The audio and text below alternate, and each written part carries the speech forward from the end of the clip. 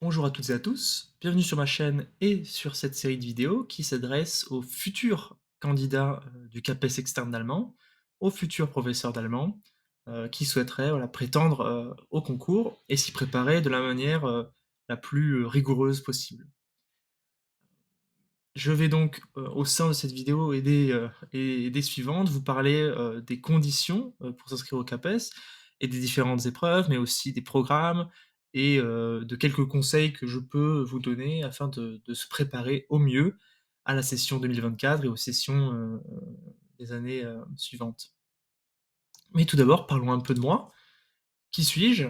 En réalité, je ne suis ni professeur d'université, ni formateur du CAPES. Je suis simple candidat de la session 2023 de cette année, candidat qui a eu de la réussite puisque j'ai obtenu le CAPES externe d'allemand avec de très bonnes notes. Donc j'estime que ce que je peux dire peut-être peut avoir un intérêt pour les futurs candidats qui veulent se préparer, qui veulent un retour d'expérience. Puisque moi, le constat que j'ai fait, c'était que pendant mes 2 années de préparation, j'ai eu beaucoup de mal à trouver des ressources en ligne, des conseils, des retours d'anciens candidats, qui plus est avec un CAPES qui a été remodelé avec une nouvelle maquette du CAPES. Donc pour moi, c'était très difficile de trouver des conseils en dehors de ma formation à l'université. Mais parlons maintenant, du CAPES en général, de la nouvelle maquette et des, conditions pour s'inscrire au CAPES externe d'allemand, mais pour tous les CAPES, externes. Il faut simplement être titulaire d'un master 2 ou d'un diplôme équivalent. On pense ici à des diplômes, que vous pouvez avoir obtenus à l'étranger, ou, et ça c'était mon cas, être inscrit à un master 2 pour l'année universitaire en cours, pour l'année universitaire où vous passez le concours. Donc ce sont 2 conditions qui sont, voilà, il vous en faut au moins une. On parlera ici évidemment exclusivement du CAPES externe et non du CAPES interne ou du troisième concours, où là les conditions d'inscription sont différentes et je m'y connais un peu moins. Qu'en est-il des épreuves? En réalité, au CAPES, vous avez 4 épreuves, 2 épreuves écrites et 2 épreuves orales. On va parler maintenant des épreuves écrites ou épreuves d'admissibilité. Heu, il y en a 2. La première, l'épreuve écrite disciplinaire, c'est l'épreuve qui peut, faire le plus peur à un candidat qui peut-être a des doutes sur son allemand, sur sa capacité à disserter en allemand, puisqu'on va vous demander de composer en langue allemande sur 3 documents d'un dossier, de disserter, de composer. C'est en fait un mélange entre la dissertation et l'analyse de documents et de traduire 2 passages d'un des documents, de la version et du thème. Ce dossier s'articule toujours autour d'un axe littérature ou d'un axe civilisation du programme, et ça on y reviendra tout à l'heure, et cette épreuve dure 6 heures. La deuxième épreuve qui, se fait, le lendemain, en général, est l'épreuve écrite disciplinaire appliquée, qui cette fois-ci, voilà, c'est la partie didactique, donc on va vous demander de créer, d'élaborer une séquence d'enseignement à partir de plusieurs documents. En principe, c'est un dossier qui est composé de 10 à 12 documents et d'analyser, 1 ou plusieurs faits de langue, au sein d'un document du dossier. Donc quand je parle de faits de langue, ce sont des points de grammaire, pour être, très concret. Cette épreuve est en français et s'articule toujours autour d'un axe thématique du programme collège-lycée. Ici, on parle des axes thématiques de langue étrangère, évidemment. Cette épreuve dure aussi 6 heures. Les épreuves écrites, se déroulent en général, c'était pour moi, c'était comme ça, se déroulent en général au mois de mars, vers la mi-mars. Et pour ces épreuves, vous avez, la chance de pouvoir les passer dans votre académie de formation. Donc de ne pas devoir faire trop de route. Il se peut que vous deviez prendre la voiture pour, aller dans une commune, adjacente, voilà, de votre académie, mais vous n'avez pas besoin de quitter votre académie pour passer ces épreuves.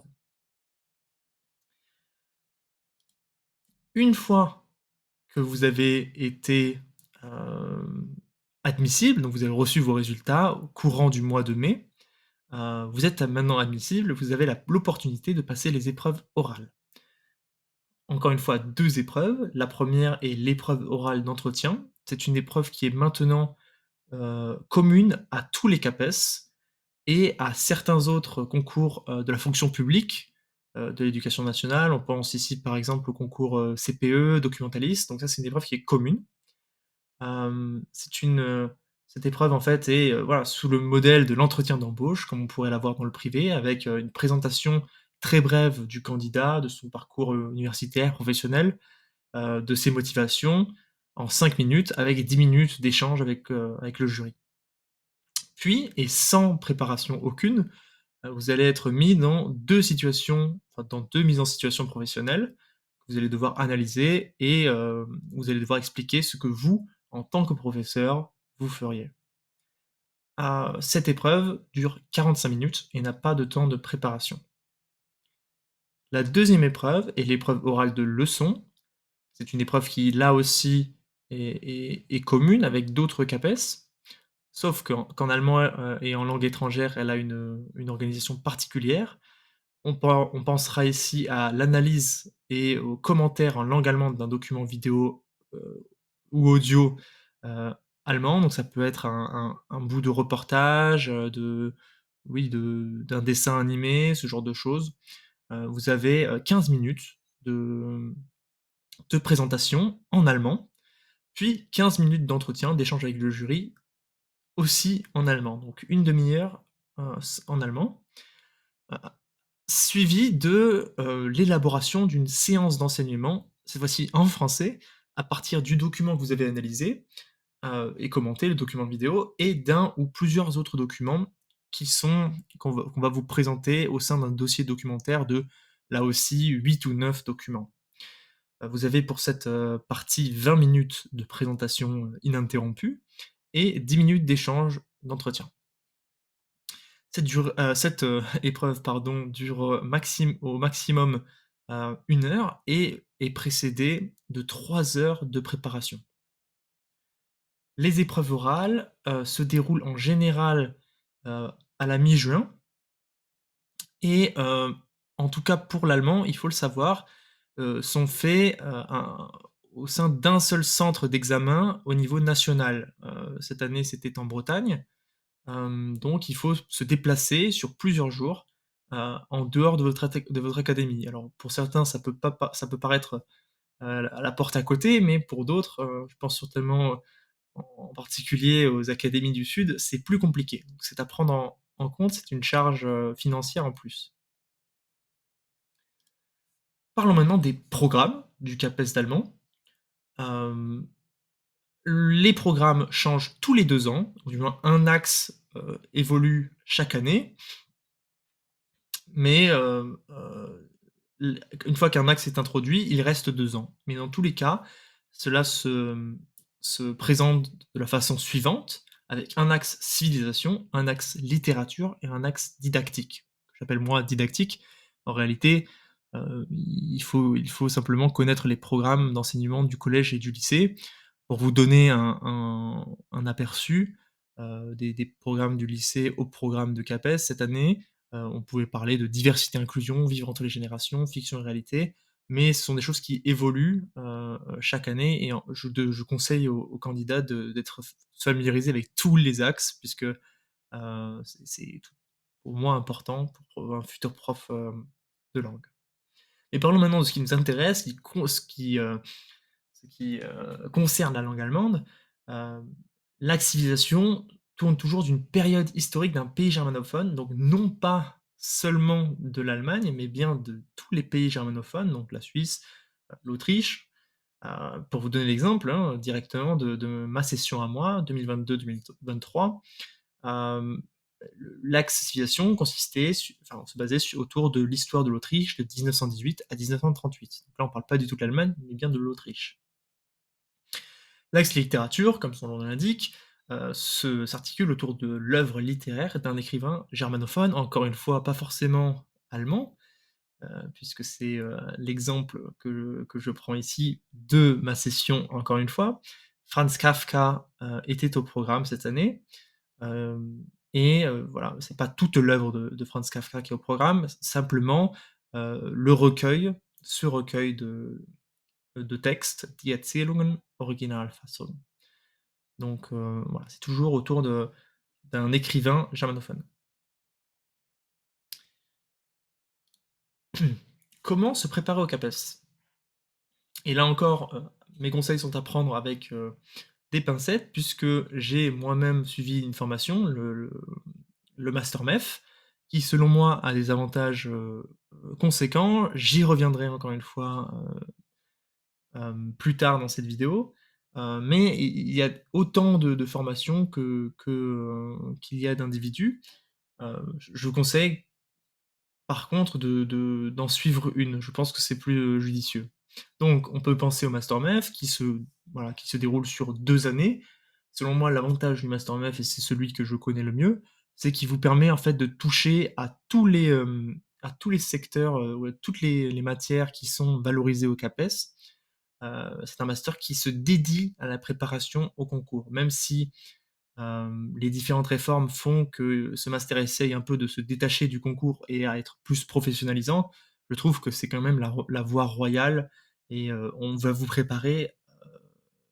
bien vous préparer, au concours. Il y a pas de mauvaise surprise avec le master MEF. Alors évidemment, c'est un master qui est assez chargé, notamment avec la nouvelle maquette, puisque vous allez avoir un master 1 qui va être très léger, où autrefois on avait le concours.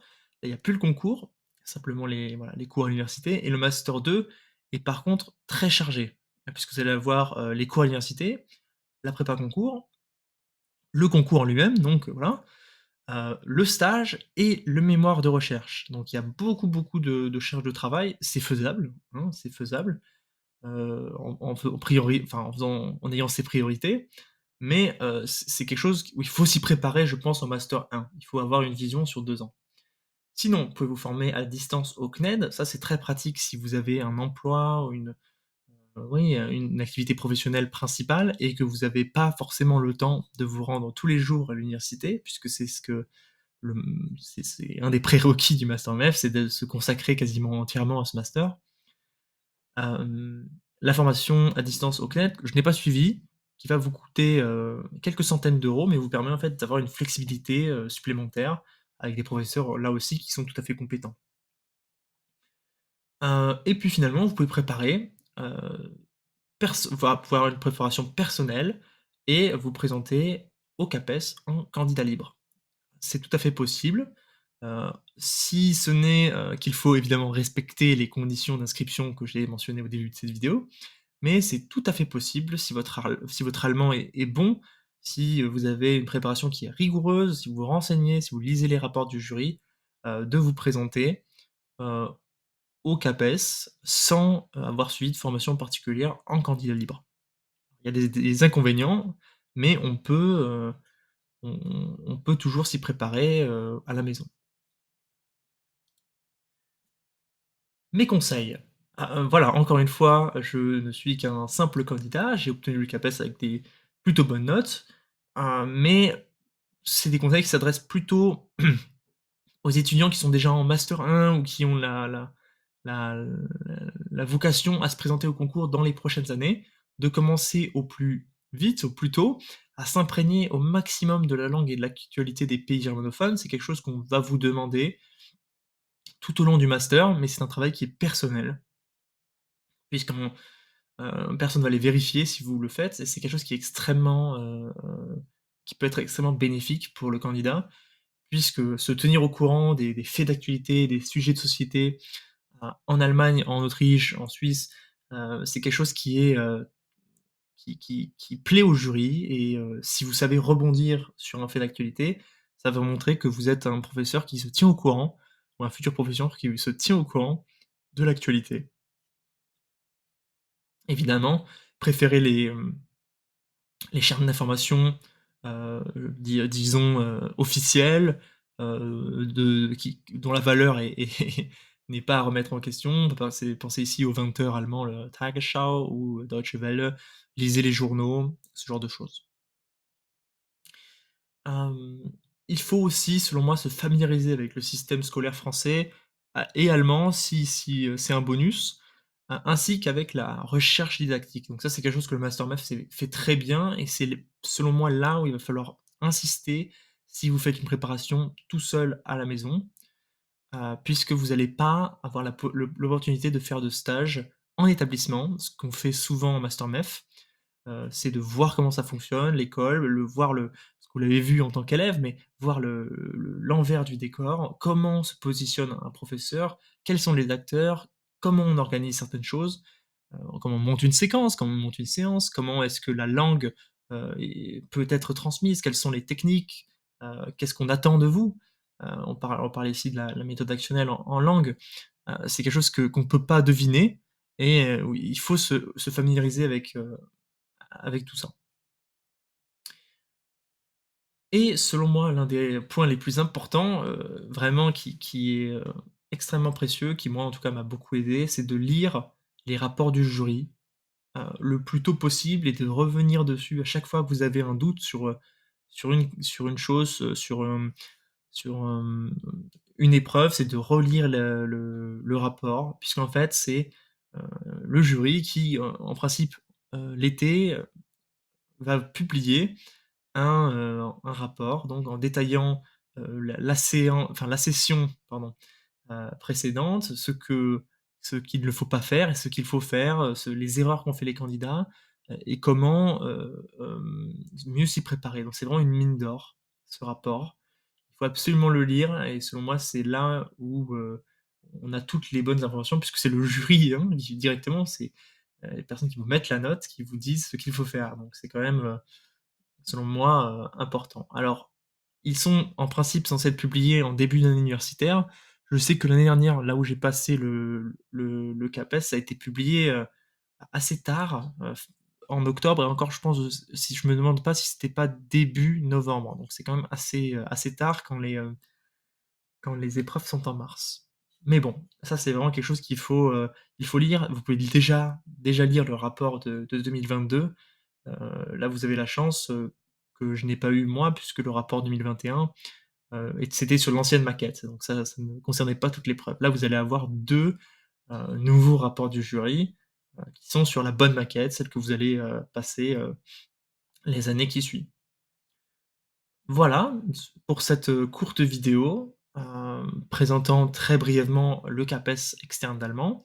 Je vais continuer à faire, quelques vidéos, sur, les épreuves en particulier, pour vous les décrire, voilà, avec plus de détails, vous donner mes conseils, comment moi je me suis préparé, les notes que j'ai eues et heu, ce qu'il ne faut f voilà, mes conseils, ce qu'il faut faire, ce qu'il faut pas faire, encore une fois avec voilà, en sachant que je ne suis pas formateur. Et peut-être vous faire un compte rendu de voilà, mon retour d'expérience sur la session 2023.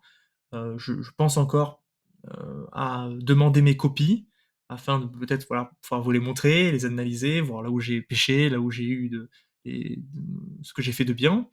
Donc ça peut être intéressant. Voilà, vous donner mon retour d'expérience et j'espère que cette courte vidéo a pu vous éclairer, et vous, donner la motivation, enlever quelques anxiétés sur le CAPES d'allemand. Je pense que si on se prépare correctement sur 2 ans, avec un master MEF, chaque candidat qui s'inscrit en master MEF est capable de passer le CAPES d'allemand, et de devenir un très bon professeur. Je vous souhaite une bonne journée, une bonne soirée, à la prochaine, bis bald, tschüss.